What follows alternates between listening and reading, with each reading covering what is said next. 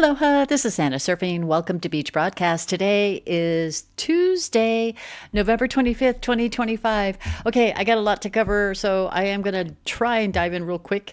Thanks so much for joining us on santasurfing.locals.com. And then I am going to be doing something a little different with my videos posted on X. So bear with me as I go through the transition period on that. But it is still going to be up. I just wanted to let you know it's going to be a little bit bigger and better. So hopefully that all works out. I have to just work out all the kinks. And then if you're interested in ordering ivermectin, or you're interested in precious metals IRAs, or something, a natural supplement to relieve pain, natural supplement to help you reduce your body like inches and also lose weight, or anything to stimulate your brain, we have our sponsors right here. All of this information I'm sharing in today's podcast, like my other podcasts, it's all an opinion only. Although I do have receipts, they're all opinions only. Remember how I said I really don't. I mean, some of the people in the Epstein list, they have no impact on what's going on with our daily lives. But people like J.P. Morgan, Jamie Dimon, they do, because they're like the head of one of the biggest banks on the planet. This is going to be about that. And then this is the ties between the mortgage-backed security fraud scandal back in 2008, also known as the housing crisis. Was it a cover for the actual Epstein crimes? And then here we are, fast forward into 2025. So the title is Epstein, Dimon the Dweeb knew, and the 2008 MBS crew did too. They knew it, guys. They knew it. They were hiding Epstein, so they threw in the mortgage-backed security fraud. Again, you decide. Now, I'm going to start off with this. First off, President Trump, he called a meeting with bankers back in March of 2020. Now, for those of you that listened to me back then, so when I first started doing podcasts, and I was doing daily podcasts back then, the bankers, they were saying, "Oh yes, we'll be investing, collectively 2.3 trillion into helping small businesses." All of that. They were hoping for a bailout, but that didn't happen. President Trump was just like bringing them in. But he did say this. So if you want to see the whole clip, it's right here. But he did say this when President Trump. He was, Jamie Dimon couldn't make it to this big swanky meeting at the Oval Office. No. He was a no-show. President Trump, President Trump is always 10 steps ahead. He said this. Worked as we would hope at this moment of time to help provide stimulus to the entire economy through meaningfully lower interest rates. Great job you've done, Jim. Please. And how is Jamie doing? Jamie's doing well. All right, say hello to him. I will. Sure. I hear he's doing fine. He's making great progress. Good. So thank you. Oh my goodness gracious. And look at Trump's face. President Trump, for those of you that saw this back in the day, back in 2020, President Trump sat through the meeting listening to them all spew their garbage or whatever they were saying. And he had his arms crossed right in front of his chest. So you know how he is. He's like, oh, come on. But he had to do this. He had to get them in front. Now, this is unfortunately before the scandal with the Fauci files that came, where Fauci and the scarf lady Birx lied about, and they changed the CDC data so that they can go ahead and create a worldwide crisis. But back to, this is about Jamie Dimon. So President Trump, why wasn't Jamie Dimon invited? He was supposedly ill, and now Trump is asking about how is he doing. So let's dive into this. So back in 2008, during the housing crash, also known as the MBS, the mortgage-backed security crisis, the housing boom in 2006, where everyone qualified for a loan, right? If you could sign a document, you qualified. The dirty banksters, they took all those subprime loans. So these are people with, let's say, they wouldn't even qualify for a conventional loan, but they have low credit rating. Lenders were saying, sure, we'll go ahead and give subprime loans to these people that we know that they're not going to be able to afford it down the road. Many of these individuals also were first-time home buyers, so they didn't know how it worked, the inner workings, how a credit score would have an impact. They didn't understand all of this. They were just happy to finally be able to buy a home. So they went ahead, the big banks, they went ahead and worked out a scheme to pool all of these into a trust. And not did they just not sell the trust one time, so that let's say it had a pool of 1,000 properties in there. It was a combination of A+ loans, so people with super great credit, and then people that had very bad credit bundled it together, sold it as a pool to investors. And then these investors said, fantastic. Of course, they're not going to go read through the 600 or however many pages there are with a trust. So they're just trusting the person. They're saying, okay, I'm going to go ahead and get in. And then how ironic, because those trusts didn't turn out to be something that could be trusted. So these investors were called REMIC investors, and they took advantage of some tax advantages buying into these MBS trusts. Okay, it was all one big scandal. Then a lot of those loans, they knew that they were going to, many people were going to end up defaulting, but also the banks, the big banks they also were involved in manufacturing the default. So if somebody maybe was a subprime candidate, did make monthly payments on time, suddenly they were getting their mortgage payments returned back, and then all of a sudden they get a letter from the bank saying, we didn't receive your mortgage payment. That's what was going on. And then some people even reported that they were having a foreclosure listed on their credit report before they were even late on a payment. Now, that was madness, but that's how those dirty banks work. Jamie Dimon, he was the CEO for 3 years at this point when the MBS fallout happened. He was brought in on 2005. Now, at that time, there were less than 900 billionaires at that time. Not all of them banked with JP Morgan. So one would think that maybe 300 of those 900 billionaires were at JP Morgan, even if it was, I don't know, even if it was a half of that. But one would think that old Jamie Dimon would hobnob with his high net worth clients because he wanted referrals and he wanted to get their buddies lists and all of that, right? Epstein gets then, in 2008, Epstein gets convicted on his horrid crimes in 2008, and he got a sweetheart deal. He only, he got served 18 months, and out of that 13 months, he only had weekend. He had to go to the prison cell only on the weekends. So it was just really horrible. Epstein was a client for JP Morgan in 2008 and beyond that time. So the Epstein case exposes who laundered the money, who was behind the inner workings of the child/sex trafficking operation. So stay with me because it gets spicy, guys. Suddenly there's a housing bubble bust. Now, how can this be possible? All lives and eyes were on the bubble and not the Epstein crimes. Do you see where I'm going with this? The 2008, it wasn't about the housing crisis. They made that. They built that. It was about Epstein, and they were trying to cover it. So people were, at that time, back in 08, 09, people were losing their homes. They were losing their hopes, their dreams. Banks are manufacturing the crisis, defaulting on manufacturing the defaults, foreclosing on the homes.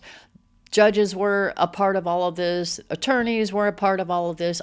It looks to me, from what I read back then, that the people that were winning their cases on foreclosure fraud were the ones that were representing themselves, which tells me, again, my deductive reasoning, spidey senses tells me, did attorneys on both sides get paid off, right? Okay. With no care in the world for these banks, had no care for the families that lost their homes and had to start all over again. So the ripple effects worldwide. But your sweet revenge is coming, guys. So that's what this podcast is about, your ultimate sweet revenge. But how in the world could an American housing crisis have such a worldwide ripple effect? Now, again, I'm not a finance person, but I'm thinking it happened here in America. Wouldn't it just be contained here? Let me just ask you this. What kind of operation was the Epstein operation? It was a worldwide trafficking operation. Are you with me? How many big names were involved all around the world? I mean, you got Andrew, who no longer, he stripped himself of titles. He's broke. He had to ask his grandma or his auntie or whatever for help, and then she bit the dust. Those people were in the list, but the worldwide trafficking operation, Epstein was bigger than America. It was all over the world. So why would the banking crisis have the same kind of ripple effect, right? How many could they hide? How many of them could hide their dark secrets? So at the time, Bear Stearns was the one. They were only an investment banker, so they didn't have to do a lot of reporting like big banks like JP Morgan. Bear Stearns was an Epstein client, and he had how could it that Bear Stearns, who happens to be the Epstein client, hide the client list? JP Morgan comes in and buys them in 2009 for pennies on the dollar. Wouldn't the CEO of one of the largest banks on the planet know who if they're acquiring a company, don't you think they're going to say, who are your largest clients? And of course, Bear Stearns is going to, Epstein's name is probably going to be on that list, right? And then eventually JP Morgan's going to say, oh, great, we're going to go ahead and hobnob with those people, right? So let's look at the parallels of the mortgage-backed security fraud thing that was really the face of hiding the Epstein crimes. I'm not going to read all of this in detail, but just kind of give you an idea. And I was asking Grok about this here because I wanted to kind of get some parallels to this. So you have dates of 2006, that what happened on the Epstein side. So they just started to launch their investigation. During that time, that's when the housing bubble peaks. That's when everybody was qualifying for, quote unquote, qualifying for loans. What was interesting is Epstein invested $57 million in Bear Stearns' high-grade structured credit fund. And the feds opened a financial crimes probe on Epstein tied to his sex case at that time. Of course, the news didn't talk about that. Now, in 2007, the feds draft a 53-page indictment on Epstein, and then at the time, in this middle column is the mortgage-backed security crisis, the housing crisis. The MBS ratings fraud unravels. So in other words, all of this stuff that they've been hiding, that they packaged and they pooled and they put together, like let's say this, they got a box, they threw in a bunch of garbage in it, they put the box in a nice pretty bow, they gave it to you, or they sold it to you, but they said, oh, no, trust me, I'm going to sell it to 100 other people. You can't do that. But okay, they sell it to 100 other people. Other groups of people. All right. And you guys all think it's this big, beautiful thing, but you can't open it until 2007, okay? They open it up, all of that starts to unravel. They're like, this is nothing but junk, right? During that time, Epstein lawyers fight the money laundering angle, and really hard, they fight it, and 18,000 emails showing that they were waging war on prosecutors, and rumors swirled. He had dirt on Wall Street bigs from the Bear Stearns days, and could he flip for leniency? Remember we talked about this? Okay, now in 2008, Epstein plea deal nears finalization. So this is in here in the middle column. Bear Stearns collapses. JP Morgan buys it for pennies on the dollar.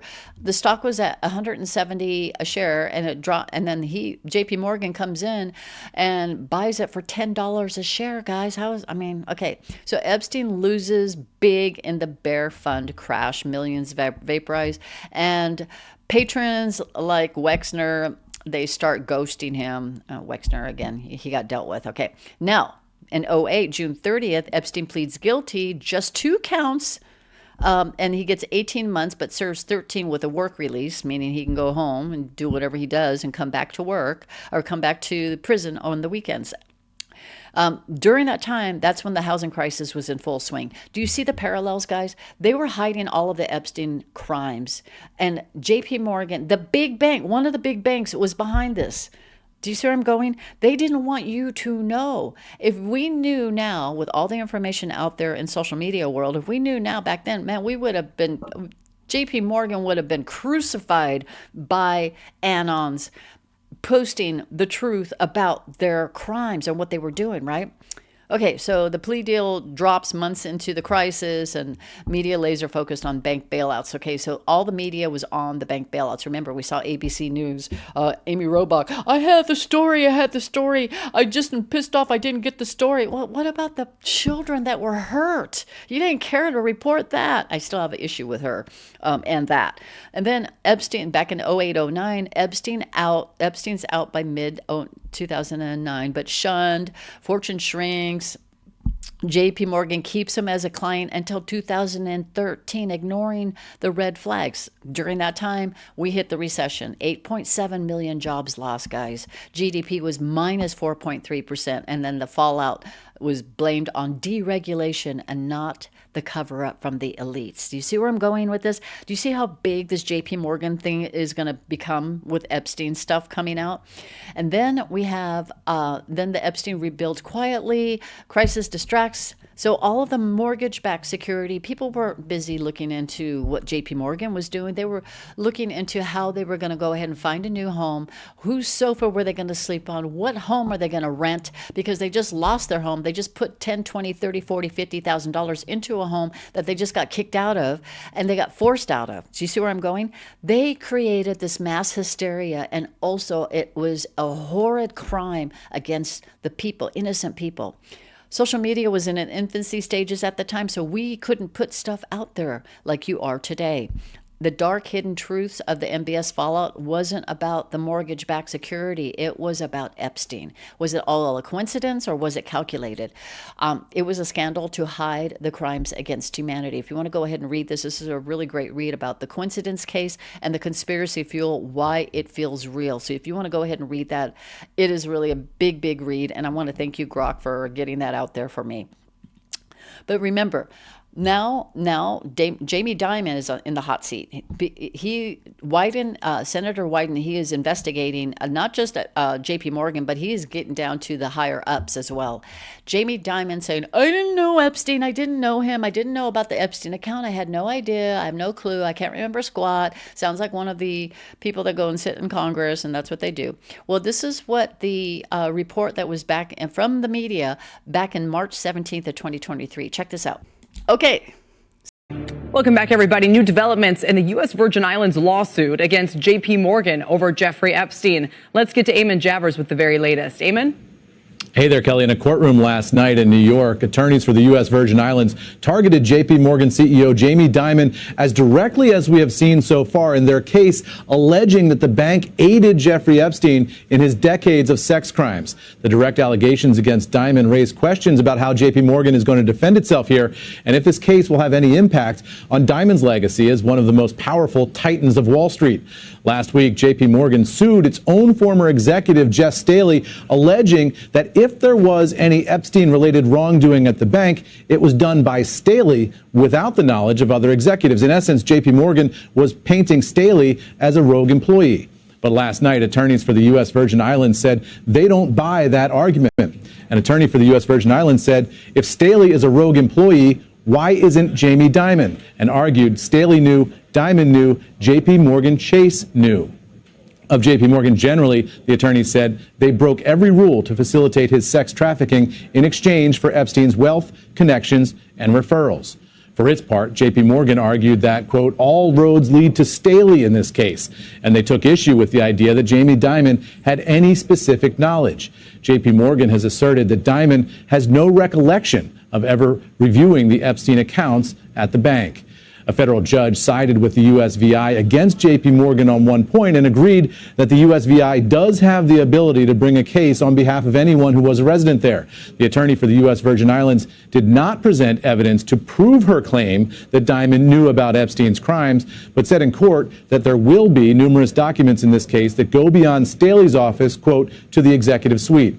Now, I reached out to J.P. Morgan for comment this morning on last night's hearing, but they declined to respond on the record. See where I'm going? So they're saying an attorney knew about this, knew that Jamie Dimon knew Epstein, knew about his account. Now, let's take it a step further. Okay, that's what we're just hearing. Jamie Dimon knew in the lawsuit, if you want to read the Virgin Island lawsuit, here it is. It's about the in the one of the pages, page 12. Okay, page 12. It says in there, an email about a document pending Dimon review, meaning, and it was an Epstein document. Jamie Dimon had to review an Epstein account document prior to proceeding with the matter at hand. So it says here, J.P. Morgan banking relationship with Epstein, known as the highest levels of the bank. For instance, an August 2008 internal email, I would count Epstein's asset as a probable outflow for 08, 120 mil or so. So I can't imagine it will say pending Dimon review. A document said that it was pending Dimon review. So again, Jamie Dimon had to know about this, right? Again, the dates, 2008, that happened in 2008, just after the MBS fallout. Again, there's another, you can go look at this. I called Jamie Dimon the Dweeb in Grok, and so this is what Grok put, the Dweeb new vibes, how there were ties, okay? And again, Jamie Dimon is going to be doing the big scramble. All these schemes and scandals that J.P. Morgan, they were involved in, destroyed the lives and hopes of millions. Think about this. Those that were involved with the Bernie Madoff scheme, J.P. Morgan admitted to 2 felony counts for failing to report suspicious activity related to Madoff, who laundered billions through the bank. The bank paid $2.6 billion in settlements, but this dude right here, he ran off with it was like $150 billion, right? The IMDB scandal. And there again, JP Morgan, there's tons of money laundering that they did for many other nefarious things that aren't listed here. Another one is the Swiss subsidy charged, and the JP Morgan Swiss arm with money laundering violations, and now the Epstein case. The Virgin Islands sued JP Morgan for enabling a sex trafficking operation, and it's over $1 billion in suspicious activities. 4,700 different transactions happened, and Jamie Dimon didn't even look at it, just says, I still don't know who this account is, right? How can that be possible? Senator Wyden, he's stepping in right now, and he is pretty confident that this Jeffrey Epstein and JP Morgan criminal machine will reach all the way to the top. This is a really great thread if you want to read it. You can click right here and you can go ahead and read it. So if JP Morgan is a co-conspirator, and if Jamie Dimon, what did they used to call him, the golden boy, is proven guilty of conspiring to the Epstein criminal network, Dimon could likely face life in prison. So if JP Morgan Chase were proven guilty of being a co-conspirator in Jeffrey Epstein's trafficking case, it could face severe penalties under federal law. Blah, blah, blah. It talks about imprisonment, a fine up to $500,000. And it talks about, while no corporations can be imprisoned, executives found personally involved could face life in prison. The bank could also be subject to debarment from federal contracts, regulatory shutdown, or other structural penalties. No U.S. bank has ever been critically convicted, blah, blah, blah. We have a lot of firsts. First time for many things. So if Jamie Dimon perjured himself, what further penalties will he face? He would face, if he knew and he was caught lying, then he's going to face life in prison, according to this document. But if he also, the perjury, is 10 years? JP Morgan Dimon denies involvement with Epstein. Okay, this is all going to come backfire on him big time. All right, and then he responds to a lawsuit back with the Virgin Islands case. Now, again, why am I bringing this up? Why is this important? He's one of the Epstein people that I want to see go down, because he and his business, his dirty, nasty business, have been controlling the financial part of our slavery system for decades, right? So why is this all important? It's also proof that the 2008 housing crisis was really a front. And as Grok had mentioned to me, it was a fraud because they were hiding the buried bodies. They were hiding the truth on the buried bodies. That's how big this is. But hiding the biggest crimes against humanity, and big name companies will be behind it, that are behind it, is going to fall down. Remember in 2023, Fox News did a report. They put this up, Hillary Clinton and Foundation Crime Against Children. Now, again, if JP Morgan, more specifically Jamie Dimon, knew about all of these things, what implications will Jamie Dimon face? Now, it's all running very deep. Clinton's, JP Morgan, the ties. Why is Trump targeting JP Morgan and Epstein probe? Because he knows there's a connection, right? Because he's not just also saying, I want you to investigate JP Morgan and Epstein. I want you to investigate the Clintons and JP Morgan, okay? And he also said, and other entities. So let's fast forward to now. President Trump, he signed the Epstein files release, and that would also include the transcripts. The date of the release for the public, for us to see it in a searchable form, like if you want to search, Jamie Dimon, if you want to search whatever, it's available by December 19th of 2025. The people that had no care for human life, only cared to enrich themselves, and they made, like Congress people that were involved, they made laws to enrich their wealthy donors, turning a blind eye to the crimes against humanity, and to you, the responsible everyday person. That's what's really going to be coming out with the Epstein files, guys. It's going to be not just the names of the people that went to the island, but all of those other hidden crimes of things they buried. But JP Morgan having to be the big, big, big bank to launder the money was dirty, and it was wrong. You bet Jamie Dimon and his cohorts, they're nervous. They know what's coming. They see their fate. And this will all be the world's sweetest revenge. for all the truth is truth when it's exposed. How can JP Morgan operate? They are really going to be trying desperately to be the cool new thing in town on Wall Street. Listen to the hypocrisy of Jamie Dimon here. You've said that it's as useless as a pet rock. What do you really think? You're going to have some kind of digital currency at one point. So I'm not against crypto. Bitcoin itself has no intrinsic value. It's used heavily by sex traffickers, money launderers, ransomware. So I just don't feel great about Bitcoin. I applaud your ability to want to buy or sell it. Just like I think you have the right to smoke, but I don't think you should smoke. Shall we play that clip on December 19th of 2025? I think so.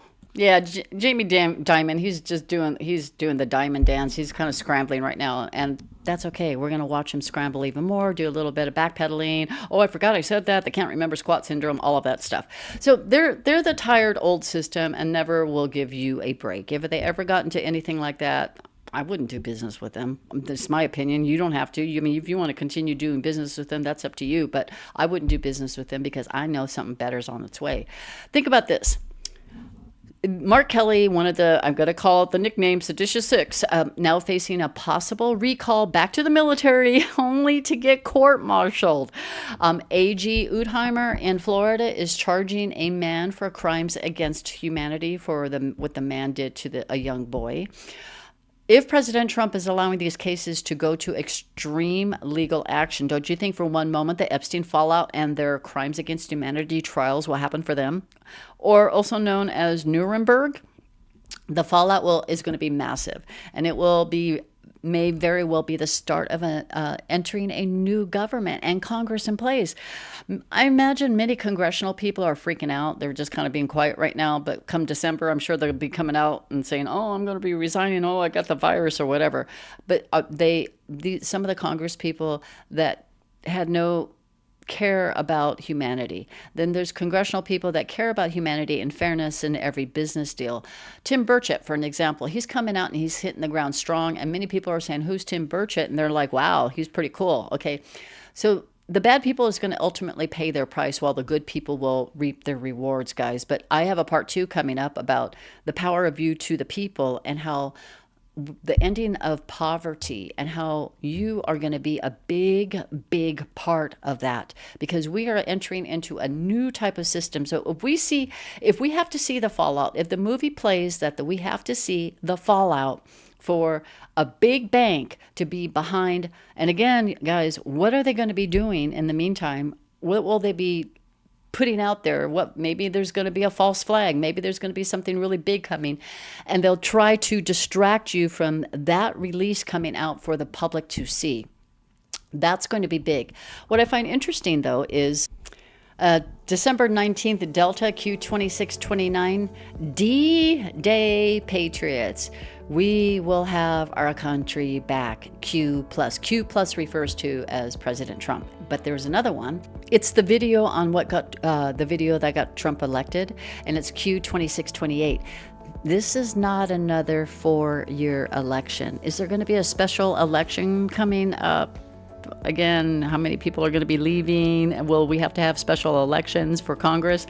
Listen and again, or is it an election for another country? Now that we're learning Q's got many meanings. Listen carefully. And in that video, it's about a 5.5-minute video. It talks about taking down the dirty Obama crimes, the Clinton cash, all of the dirty dealings, the whole swamp. That's what the entire video is about. But power return to the people, long-term solutions. So if you're asking, why is it taking so long?